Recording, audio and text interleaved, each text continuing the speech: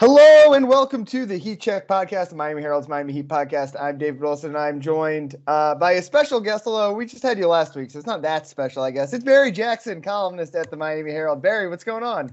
Hi, David. Good to see you again. So it's somewhat special. Yeah, If I make special-ish. one appearance in 2 months, that's special. But two straight, Yeah, it marginally becomes a special. little less exciting. Anthony couldn't make it on this week, got some travel ahead of the All-Star game. A busy week, obviously, for him, but we had Barry on last week to preview the trade deadline, which wound up being a very uneventful one for the Heat. The Dedmon deal had already happened when we talked last week, so no activity for the Heat, but so we figured who better to recap the trade deadline than the guy who covers transactions down here in South Florida, pretty much better than anyone. So Barry, we're going to mostly go with deadline stuff. Obviously, we're recording this before the Brooklyn game Wednesday, so we won't get too much into actual basketball stuff. Obviously, there'll be a break for the All-Star break where Anthony and I'll come back and kind of assess where the Heat are going into this last stretch of the year. But with the trade deadline, we talked last week about how kind of little flexibility they had after making that Dedmon move. We thought maybe Lowry would be the one piece they could flip, but we talked about some of the guys that we were interested in were going to be hard to make the numbers work. So I guess, first of all, are you surprised that they didn't make a move last week?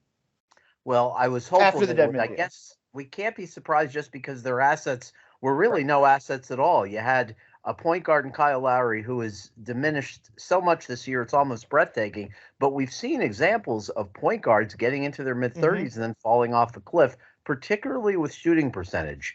We've seen that this year with Chris Paul. Obviously, we've seen it with Westbrook, who's never been a great three-point shooter to begin with, obviously, and then with Lowry. But to see him go from a 20-point-a-game guy 3 years ago to 12 this season, to see the three-point percentage drop from 39 a couple years ago, close to it, to 33 now.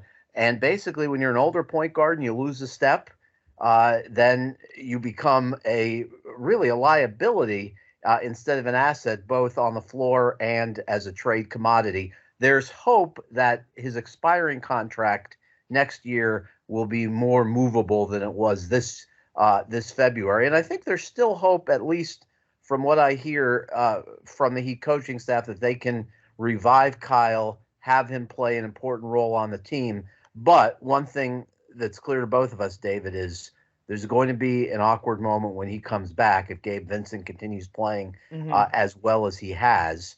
Does Eric Spoelstra, who's had to make difficult decisions over 15 years as head coach, is Spoelstra going to broach the topic of coming off the bench to Kyle Lowry? How will Lowry respond to that?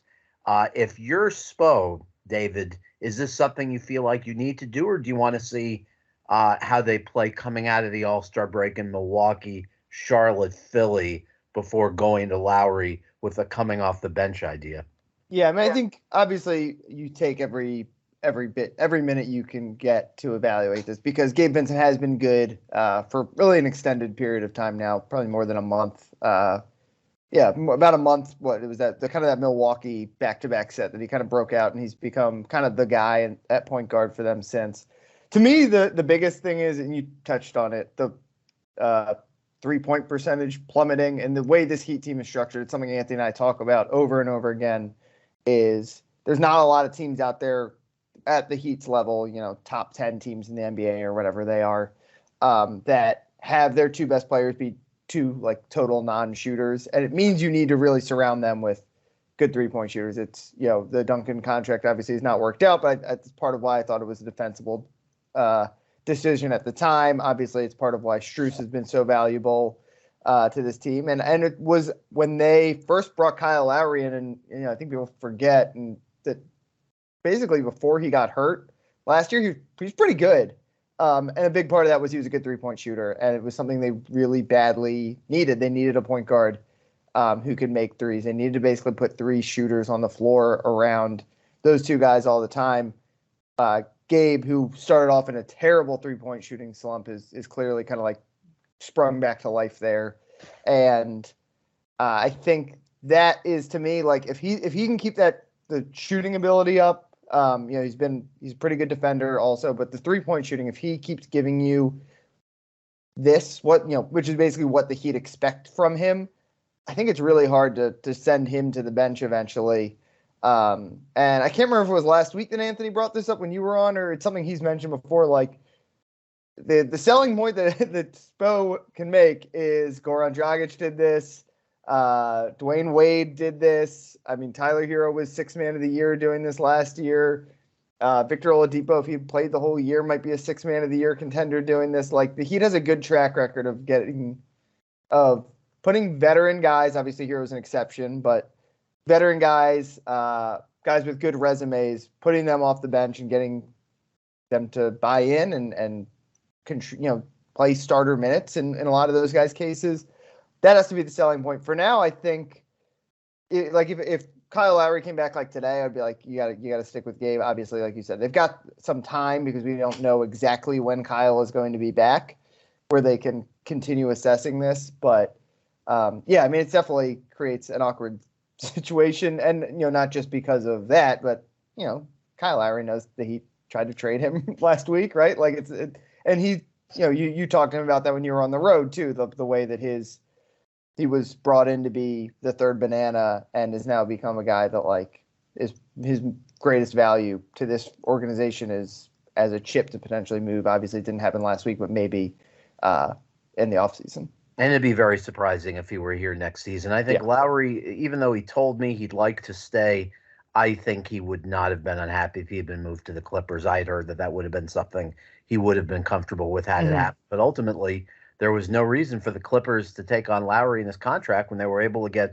Bones Highland, a player averaging the same number of points per game, for $26 million less. Now, obviously, Highland isn't the floor general or the decorated player and leader that Lowry is. But for the Clippers, ultimately, it was probably smarter financially to be able to get both Bones Highland and Eric Gordon, and they added a center in Plumlee, than using assets to get Lowry. So the reason the Lowry decision, as far as whether he's going to the bench and whether he's comfortable with that, is important to resolve over the next week and a half is you need to know how to approach the buyout market with point guards. Right. Because you have Patrick Beverley out there that they don't appear to be moving aggressively on at this point. You have Russell Westbrook looming in the background, amid reports that he's at least giving a little bit of thought to either finishing the year in Utah or perhaps just going home and collecting his $47 million or not doing anything this year. We've also seen a report out of Chicago that Billy Donovan, the Bulls coach, has quietly, through a third party, reached out to Westbrook to let him know we'd love you here. I do believe the Heat has some interest, and I think he would have value off the bench. But the question is this: if Lowry tells Spoelstra, you know what, I don't think coming off the bench is for me. Maybe I should just spend the year, the rest of the season at home. Not saying that he would do that. Right. But if you have that conversation and Lowry's not responsive, then you obviously even more so need to add a veteran point guard. And even if Lowry is responsive to that, you could still make the case that they need to add a veteran point guard, whether it's Westbrook, John Wall, or Beverly, simply because Lowry's knee at this point can't be trusted. He missed 4 games, needed the knee drained in January. He's going to miss a 6th consecutive game on Wednesday in Brooklyn as we tape the show in advance of that game.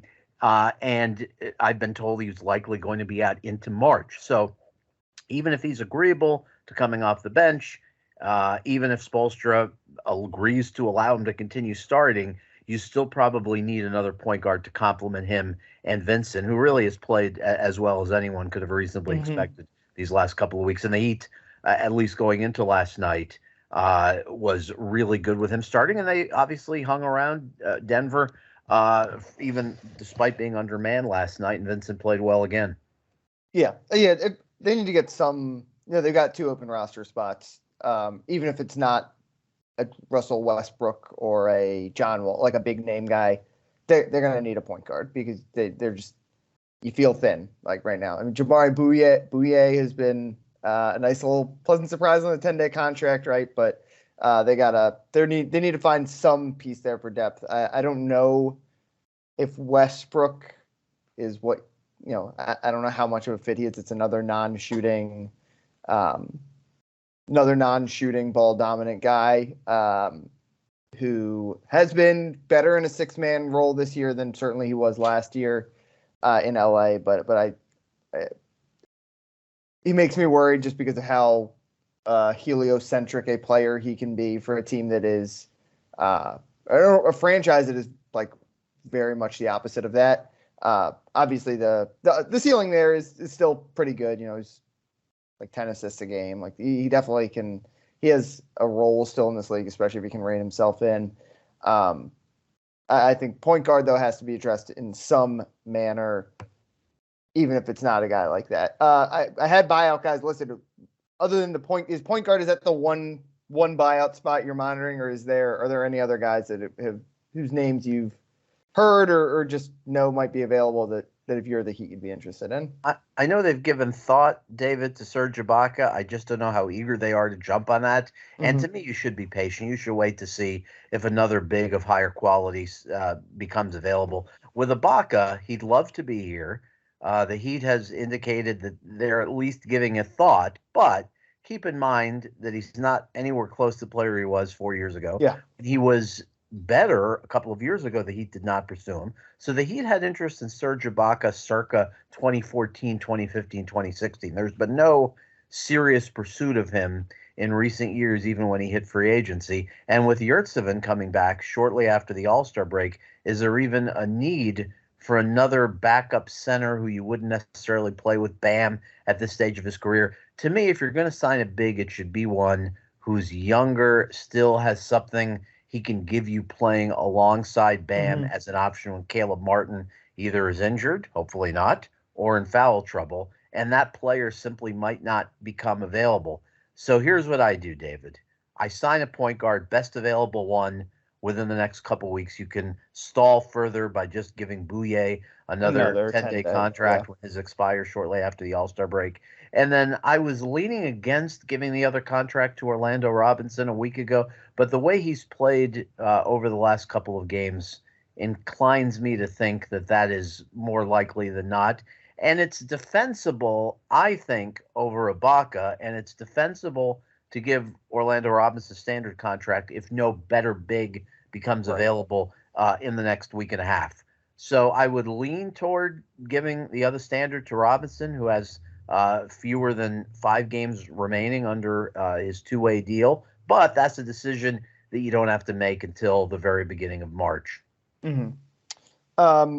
So ultimately for the Heat, I'm obviously every year there's winners and losers, right, of the deadline. And the Heat are in an interesting spot where they're a team that I don't want to say they're like stuck in the middle because they're better than that. I think top 10 in the league in record, have been with this group, just made it to the Eastern Conference Finals last year. I think there's a lot of internal belief that this team gets in the playoffs and they'll be competitive against anyone.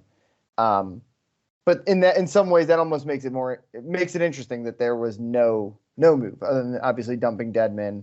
And as we talked about last week, interesting that they dumped him kind of at the first moment rather than trying to hold him and piece other things together with him as a package to get someone. I think we both agree the Celtics and the Bucks are probably the top teams to beat in the East. Philly has certainly been a cut above Miami so far this year. Although I can't imagine the Heat feel like the Sixers are better than them, given the way some of these meetings have gone in recent years. Obviously, the Bucks or the Nets getting out of the way will help the Heat. You would think they'll pass them in the standings in these last 30 odd games. Did you view? So I guess there's two ways to look at this. One, as we said, there was just not a lot of paths to make a move for the Heat.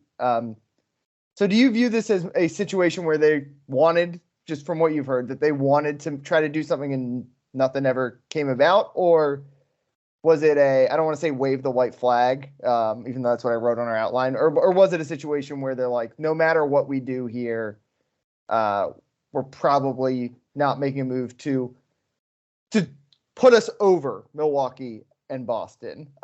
Did you view it as a situation where they were looking for things, or was it a situation where they're content to sit it out and try to kind of like make another run at it next year? I know they wanted to do something. They wanted to add a power rotation player, whether it was Kelly Olynyk or someone like that, and they wanted to move Lowry.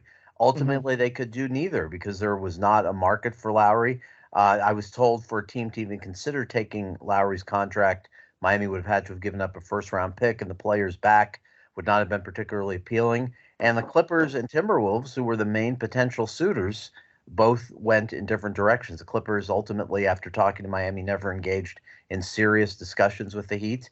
After initial preliminary discussions in Minnesota, opted for Mike Conley instead, who, by the way, has not been that much better than Lowry this year, but is 17 months younger and has still been a more efficient player, albeit not appreciably more efficient than Lowry this season. And healthy right now, which I think is probably a big part of it. Oh, absolutely. Right. Yeah. Lowry's knee definitely had to cause concern for any possible suitors. And the other thing with the power forward search was once they moved Dedmon, they basically lacked the salary and the sweet spot to be able to get any power forward earning in that 9 to 12 million a year range, like Dario Saric, like Olynyk. And so then you might ask, well, why did they move Dedmon so quickly early in the week rather than seeing if they could attach his $4.7 million salary to something else? The reason was the Heat had taken the temperature of all the teams who had available power forwards, the Utahs of the world, and determined that there was nothing out there for them to attach Dedmon to get a quality player back. So if the Heat had been able to attach Dedmon with a small piece and not give up anything more to get an Olynyk type, they would have, but that opportunity simply was not there for them. So this really is a conspiring of several factors. One, injuries to the two players you want to get rid of, Lowry and Duncan Robinson. Two, just being in a position where all of your players who you viewed as movable parts either regressed, were injured, or stagnated this year. Ultimately, those factors were too big to overcome. But I'll tell you, David, why the Heat, people are going to laugh at this, why the Heat emerged as a bit of a winner even without doing anything last week, and even while acknowledging that myself, you, Anthony, all of us were frustrated by lack of movement. The reason the Heat emerged a net winner last week is there is one fewer serious obstacle in the Eastern Conference. There is one fewer team that was clearly better than them in the East. There is no reason now that the Heat should not jump Brooklyn during the second half of the year. They're a game and a half back of the Nets entering their game on Wednesday night. And Brooklyn has a bunch of nice players, but no star, nobody on the level of Jimmy and Bam. And there really would be no excuse for the Heat not to jump the Nets and move into the top five of the Eastern Conference. And then once you're five, if you hold off the Knicks, who've been playing very well, they got obviously terrific play from Brunson over the last couple of weeks. Josh Hart gave him a huge lift with 28 against the Nets on Monday night. So if you're able to get to five, then to me, if Cleveland's four, you have a very winnable first-round series. And even though I don't want to underestimate and disrespect Cleveland, they have two really good bigs. They have a proven scorer in Mitchell. Garland's a nice point guard. Their lack of experience in the playoffs cannot simply be glossed over. Mitchell hasn't been a great postseason player. The rest of the team is very young. Cleveland players spoke after their loss to Miami 2 weeks ago about how the Heat's experience down the stretch gave them an edge that Cleveland simply didn't have. And if the Heat takes a 2-1 lead in a series against the Cavs, David, how do you expect Cleveland to respond with a bunch of young players looking at Jimmy Butler, who's led his team on 2 deep playoff runs, Adebayo, who's been in NBA Finals? Obviously, if Lowry's back in the equation, that's another playoff-tested player. So that's why I like the matchup with Cleveland if you get to 5. The variable, though, is this. Philadelphia and Cleveland are pretty tightly packed at 3 and 4. So if you get to 5, there's a possibility if Philly, which has been just a game to 2 ahead of Cleveland, that Philly could drop to 4. And then in that scenario, you'd rather be in the 6th spot and playing Cleveland at 3. Now, I know the whole discussion, I want your opinion on this, the whole discussion about Cleveland being a more favorable matchup for the Heat than Philadelphia, I know not everyone would agree with. Some would say, but the Heat beat the Sixers last year. I would counter by saying the Sixers are a better team this year. You have to assume that Embiid would be available for the first 2 games of the series, even though he has a history of injury, unlike last year. P.J. Tucker, even though he's not playing a ton of minutes, sometimes isn't even used down the stretch. He played just 12 minutes, actually 7 minutes in their game on Monday night. He's obviously made them a better team. With Maxey coming off the bench instead of starting, they have an explosive 20-point a game score coming off the bench. So to me, I'd much rather face Cleveland than Philly. But moving up to 5 doesn't necessarily assure Cleveland because of the tightness of that race. What's your view on who you would prefer from Miami's standpoint? Yeah, I think Cleveland, and it's just about the experience thing, right? Cleveland hasn't been there, and it's kind of, it's the rule of the NBA playoffs, right? Like, you got to get, like, until you win a series, you're like the team that can't do it, right? It's like it takes teams typically time to make their run. Very rarely is it the first year. Even like the Warriors dynasty, right? They beat the Clippers, I think. Yeah, it was the Donald Sterling series, I think, right? Wasn't it? So like, maybe this will be the year when they win a game and start a little run. But I think the Heat, as you mentioned, the experience difference there, and Philly, at various points this year, Philly has looked like maybe the best team in the Eastern Conference, and I think the ceiling for the top 3 is just the Boston, Milwaukee, Philadelphia right now is just a cut above, Miami, Cleveland. Brooklyn was in that mix too until all of this. But to me, there's like tiers. It doesn't mean that the Heat can't beat any of those 3, but those 3 have, when they're playing their best, they're just a cut, I think, above everyone else because they're top end talent, right? They each have one of the 7 or 8 best players in the league. So. Yeah, I would definitely rather have Cleveland, I think. And then it's interesting, and you could probably say the same thing in the West. Like, we get kind of caught up on like who makes runs to the conference finals and all that. And I'm sure this is part of why the Heat is like kind of felt like they could sort of be in a holding pattern. It's so much just going to come down to matchups, right? It's like the fact that the resting stars in the regular season. Making sure you're healthy for the playoffs. Like, obviously Boston is in first right now, but they're only 3.5 games ahead of Philly. Like, there could be a lot of change where it could be like the Hawks a couple years ago, right? Where you just kind of need one upset, right? They play the Knicks in the first round and then you upset Philly and all of a sudden you're in the conference finals. And, the 2 best teams in the East that year were pretty clearly Milwaukee and Brooklyn.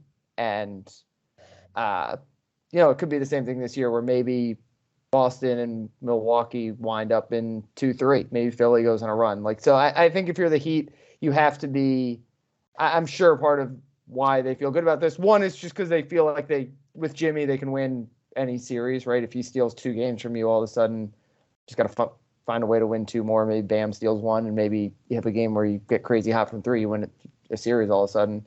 And the way that the unpredictability of the regular season means you might only be the underdog in one series between like the first round and the conference finals in the NBA finals. So yeah, even if Miami gets to 5, even if they win a first round series against Cleveland or less likely Philadelphia, of course they're clear underdogs against Milwaukee or Boston, but you can't sit here and say there's no chance they could make it to the conference finals. Yeah. A couple of reasons. One, they've obviously played Boston and Milwaukee very tightly. They won 3 games against Boston, and I know the Celtics are a little better than last year. Won 3 games in the playoff series, won a game in Boston in early December this year. They've beaten the Bucks twice, albeit without Giannis in those 2 games in Miami, and they played them very well a week ago Saturday night in Milwaukee. And most importantly, you just never know with injuries in sports. Yeah. What if there's a sprained ankle for Tatum or for Giannis that keeps him out just a game or 2 and the Heat steals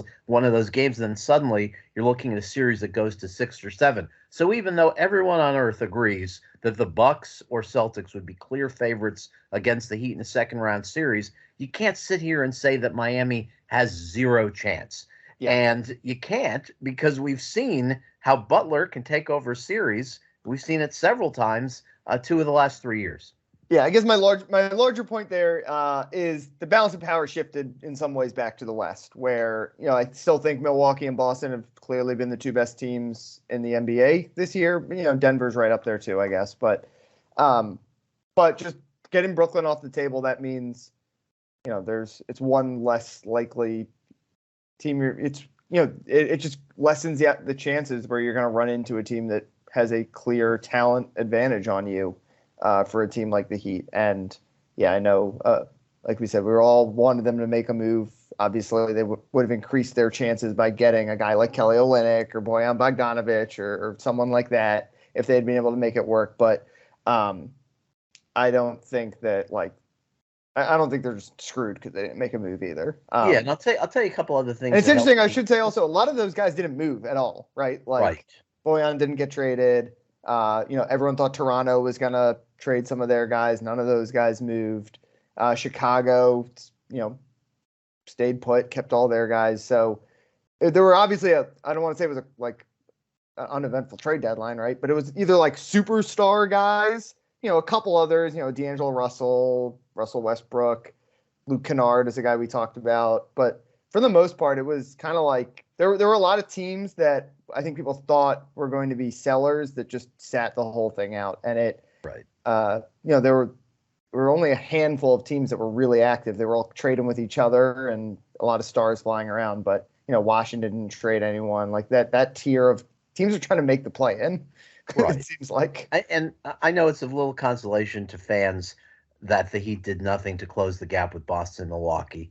I will say this, though. The Heat easily, without making a move of any significance in the last year, could have fallen to 8th, 9th, 10th in the conference. They're fortunate that they haven't, which speaks well of what Spoelstra has maximized with this roster. He's done a great job. Obviously, the year that Bam has had, some of the supporting pieces like Haywood Highsmith giving you contributions, and Butler, of course. But beyond that, the Heat's really fortunate that none of these other teams that tinkered has risen above them. We thought the Hawks, after getting Murray from San Antonio, you were saying to yourself, I wonder if they're better than the Heat. Well, this just in, they're not. They can't defend. They've been around a game under 500 or 500 all year. The Bulls, who obviously remade their team a year and a half ago, and of course they've been without Ball, their point guard, but even with a very formidable three of DeRozan, Levine, and Vucevic, they're still not at the Heat's level. Indiana, which showed signs of life and was above the Heat in the standings 2 months ago, 9 games under 500 after Monday night. They've totally unraveled. That team has disappeared. So Indy's not a threat to you. You could have looked at Toronto's roster before this season and made a case that they were close to the Heat.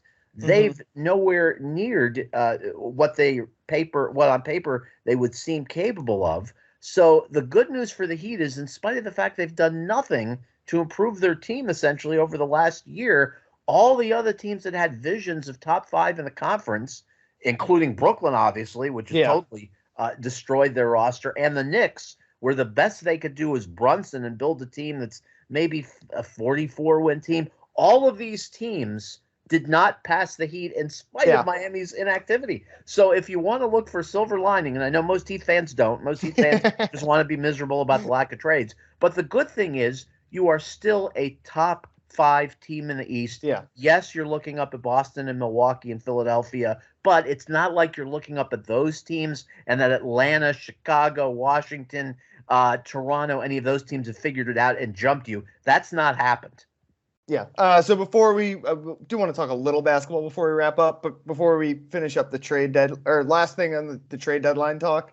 So they'll go into this offseason with Kyle Lowry and Duncan Robinson still under contract, big contracts. As you mentioned, expiring contract for Kyle Lowry. As we talked about last week, they could get access to 3 draft picks. Do you think this sets up a potentially they take a swing this offseason in a way that, maybe not, they're not going to get Kevin Durant, right? Who knows? Maybe they will.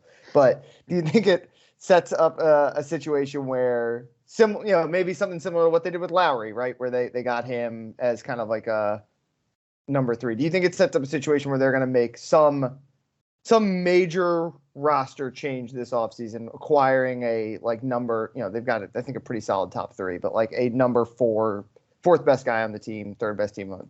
Yes, I think especially if they exit the playoffs meekly. Obviously, if you surprise everyone and make the conference finals, then a huge move is less likely. But if you go out earlier, as everyone would expect, then yes, they're going to put things in play. They're going to put, obviously, Lowry and Robinson in play. Hero, I think, would be put in play for the right player. And you can say who would be the right player. You could definitely make the case for Lillard if he Yep. gets unhappy in Portland. I would no longer It's make just kind of the same guy we've been talking about, right? Lillard, no. Beal, Well, like I'm no longer going to include your Washington Wizards Bradley Bradley Beal, Beal. David. The reason I'm not is even though he's a good player, he's not appreciably better than Hero, where you Oh can yeah, justify I'd rather have the Hero. 45 million, 50 million, 55 million due in years ahead. So I would say if you're going to put Hero in play, No, I would not. obviously I most agree with would for that. Lillard if he's unhappy this offseason. Not sure who else you would. You could make the case for Zach LaVine. That to me is more debatable depending on Hmm. what other assets the Heat would have to give up. So yes, they're going to try to reshape their team this summer if they exit in the first round or if they exit meekly in the second round. But what they need is they need Kyle Lowry to rebuild his value a little. Yeah. They need Duncan Robinson to play some in the second half and hit shots at more of a 38, 39% clip than the 33% he's been at this season. So they definitely need some good fortune. They have the two number one picks to trade, 2023, and then either 28 or 29. As many Heat fans know, they can get a third pick to trade if they tell OKC, look, you can have our number one in 2025, whether it's in the lottery or not. Right now, it's lottery protected, where OKC would get the Heat's first rounder in 2026 if Miami's in the lottery to the 24-25 season. So lifting the protection obviously comes with risks, Hmm. but that's how you get a third first rounder in play. But right now, we don't know if there's any star that's going to be out there that's worth three first rounders. Right. To me, Lillard is the only one that I could realistically come up with, and he's shown no inclination to leave Portland Yeah. through a long career. Yeah. As Anthony and I say often, there's always someone. Like Yes. it's all about who's the next guy who's going to be. Because like you said, even Lillard right now, we talk about him a lot because he's on a team that's, might not make the playoffs and is one of the great players of his generation, but he hasn't. Even he is not disgruntled. But someone always becomes disgruntled in the NBA. Yes. Yes. No question about it. And I think in the meantime, besides seeing how point guard plays out, I think the other interesting thing is what surprise player emerges. Could Robinson, with the Heat's need for shooting, come back off the finger injury, quite possibly, if not likely, in Brooklyn tomorrow, Yeah. and give them a lift? That I think there's going to be some storyline that we don't know of yet that's going to emerge in the final 25 games, whether it's a buyout guy contributing, whether it's Duncan Robinson contributing. But I think something's going to happen because it normally does. And one thing that's hurt the Heat is they have a very Eastern Conference heavy schedule the remainder of the way. They've just been much better against the West this year. They have three remaining games against the West, all of them at home. But their East-West splits really have been striking this year. Yeah. I'm not sure what necessarily has caused that. Just might be randomness, David. But it's weird that they've been much worse against the East. In fact, against the bottom of the East, the bottom five teams in the East, if they hadn't pulled out that game in Orlando on Saturday night, rallying from 10 down, they would have been 6-7 against the bottom five teams in the East. Instead, they're 7-6, which obviously is not as good as you would expect against teams like Charlotte and Detroit, who are quite content being in the lottery. Yeah. The one good thing I think about that is a lot of, still 3 against the Sixers, 1 against the Bucks, 2 against Cleveland. A lot of chances, 3 against the Knicks, still like a lot of chances for them to kind of control their own, control their own fortune here, in terms of where they can finish in the standings. As for other stuff going on the court, another clutch game for the Heat last night. Anthony and I have talked about this a lot. Obviously, it's been something he has liked to track all year long. Got a pretty decent record in these games. What do you make of their penchant for playing these close games? Do you view it as a positive, the fact that they have, I don't remember their exact record, but quite a few games over 500 in these close games? Or to you, is it just like, do you come from the school of thought where you're like, it's kind of all fluky, these close games, you're going to win some, you're going to lose some, and not the best sign that they're playing close games against teams like Orlando? And like, where do you come down on this clutch games conversation? I'm just shocked that they've had fewer double-digit losses than the Celtics. That is crazy. That's like a mind-blowing stat. Yes. I would say the fact they've had so many close games, obviously there's some randomness in there, but it's also, I think, a function of their talent being pretty average by NBA standards. They've got the 2 All-Stars. They've got a player on the cusp of being an all-star perhaps in Tyler Hero. And I think the talent is not appreciably better than most of the teams that they're playing. Obviously, it's clearly worse than a few teams. Boston, Milwaukee, certainly at the top of that list. Phoenix, you could make the case now, and a few others. Philly as well. So I think that's probably what's fueling this. And I think Spoelstra's just done a great job this year of extracting everything possible from this group. It's funny, I've asked Haslam a few times this year, is the team just stale? Is there a staleness with the roster? And he said to me, I don't think it's staleness. He said, what happens with us is sometimes we lose focus. And he said the thing that's been frustrating about the season is, he said, with great teams that he's been on with the Heat, if you have a problem and the coaching staff addresses it, it tends to generally be fixed. He said the problem we've had this year is we'll have a breakdown or something will go wrong, and the coaching staff addresses it, and then it'll be fine for a couple of games, and then it'll go wrong again. Yeah. So he said that is what's been most frustrating about the season and kept them up nights. And we think they've turned the corner. 2011 in the past 31, the loss to Denver at home was not a bad loss considering how shorthanded they were. So we think they've turned the corner, but we also know that they haven't fully earned trust because they could turn around and lose in Chicago and Detroit on a back-to-back in mid-March, and none of us would be the least bit surprised, just because the talent disparity does not favor them on most nights. And even on nights when you think the talent disparity would favor them against the Charlottes and the Pistons of the world, it still hasn't proven to be a difference half the time, partly because they'll have defensive breakdowns, they'll get lazy, as we saw in that Sunday afternoon Charlotte game when the Hornets just got hot and went on a roll against them. So I think Anthony and I are both tired of all the close games. It's exhausting on deadline. He's on pace for a record number of games decided by 5 points or fewer. But I do think it speaks well of their grit and their poise that their record is substantially above 500 in those games. 19-11 heading into Denver, 19-12 now, games decided by 5 points or less. Yeah, I do think there is something to be said. They have, Bam has become a good closer this year too, but Jimmy historically is a very good isolation scorer, can get you a bucket or get to the free throw line, obviously, in these close games. I mean, how many close games have they won in the playoffs with him? There is, you're gonna, like you said, when you play a lot of close games, you're gonna lose some, but I think they are clearly a team that is a good team in close games. It's not just a trick of the math there.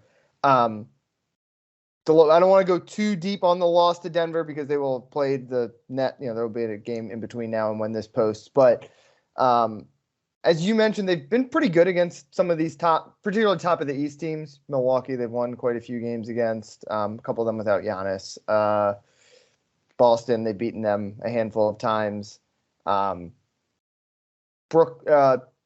the last couple of games against these top tier teams, lose to Denver on Monday night, lost to Milwaukee a couple weeks ago.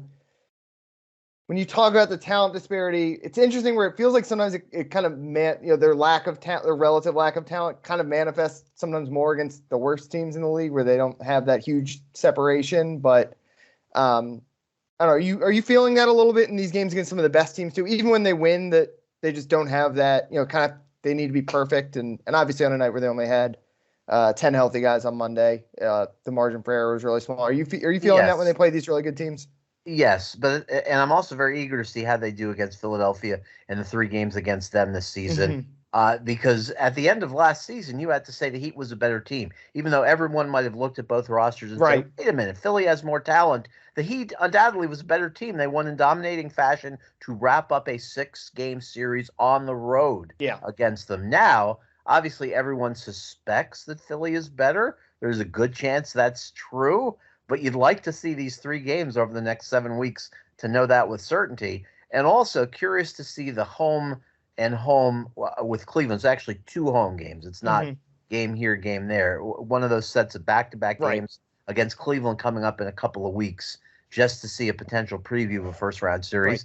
And then the 3 games left against the Knicks. They enter Wednesday night only a half game ahead of New York for the 6th spot in the East. And I think the Heat has a better roster, but I think Josh Hart helps the Knicks, and I don't think there's a big gap between the teams. One thing to keep in mind with the Heat Knicks season series, Knicks obviously lead 1-0. If the teams end tied in their season series at 2, and if they finish with the same record, Miami would win the tiebreaker in that circumstance by virtue of winning their division, the Southeast Division. The worst division in assuming basketball, Atlanta doesn't get ahead probably. of them. Yeah. Right. So that's the one way where winning a division helps you in the NBA.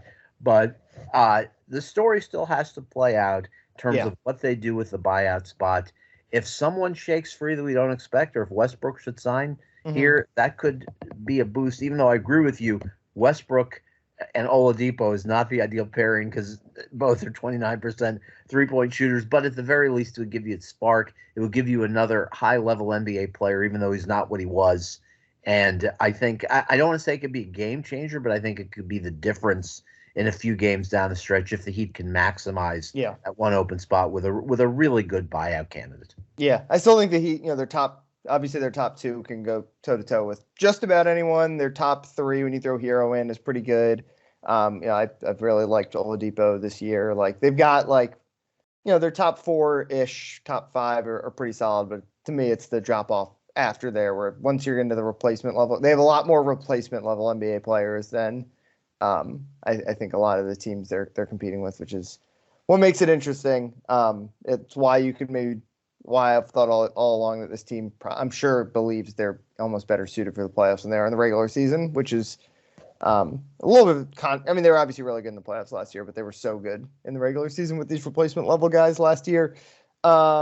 All right, I think we can close things out there. Tyler Hero in the 3-point contest as of now. Don't want to get too much into that because he's hurt, so we don't know for sure if he's going to play. But if he does go compete in that, are you excited for that? Are you an NBA All-Star Weekend guy? Do you like watching all the skills stuff? I think earlier in my career. Now it doesn't do much for him, but it's good to see Tyler be able to get to Salt Lake City. He said the goal remains obviously being in the All-Star game. He says he knows it's a stacked Eastern Conference with shooting guards.